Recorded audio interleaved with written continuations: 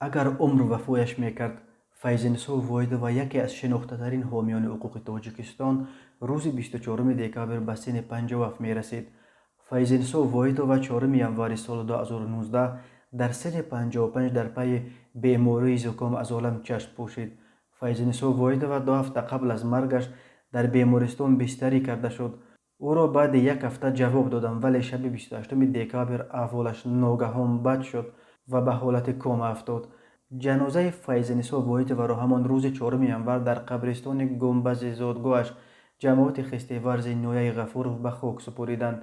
مرگ فیض وایدووا را بزرگترین تلفات سالهای آخر جامعه شهروندی تاجیکستان می شمارند و بر اینند که بعد او عرصه حمایت از حقوق انسان در این کشور یتیم و بی‌صاحب ماند. فیض وایدووا 24 دکامبر سال 1963 در جماعت خسته‌ورز نویه باباجان غفورov به دنیا آمده.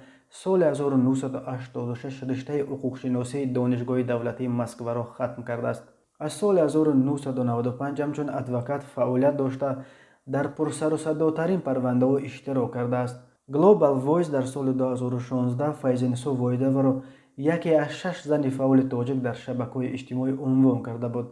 سال 2005 نامزدش را به وکیل مجلس نمایندگان گذاشت و برای راه نیافتنش به پارلمان او را تهمت زدند که دیپلمش قلبکی است. یک مدت بازداشت شد، ولی ثابت کرد که در حقش تهمت شده است. سالهای آخر بعد قبول قانون نو ادوکاتی در تاجیکستان به او امکان کار از روی کسبش نمیدادند. در اول سال 2017 شناسنامه‌اش را در مرز با قرقیزستان مصادره کرده از حق سفر به خارجه برای چند ماه محروم کردند. سازمان‌های بین المللی حامی حقوق از فیض وایدووا دعوت کردند که ترک تاجیکستان کند و به یگان کشور غرب پناه برد.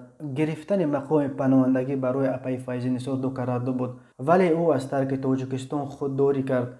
می گفت تاجیکستان وطنش است و ترک وطن کردن نمی خواهد. تا پایان عمر در وطن ماند و به مردمش خدمت کرد. بعد مرگ فیض وایدووا انجمن مهاجران آسیای مرکزی در اروپا جایزه بین المللی به نام فیض وایدووا را تأسیس داد. یکمین جایزه به نام وایدووا ماه سپتامبر سال 2019 در یک مراسم در شهر ورشوا به بزرگ میریاروف ادوکات زندانی تاجیک داده شد.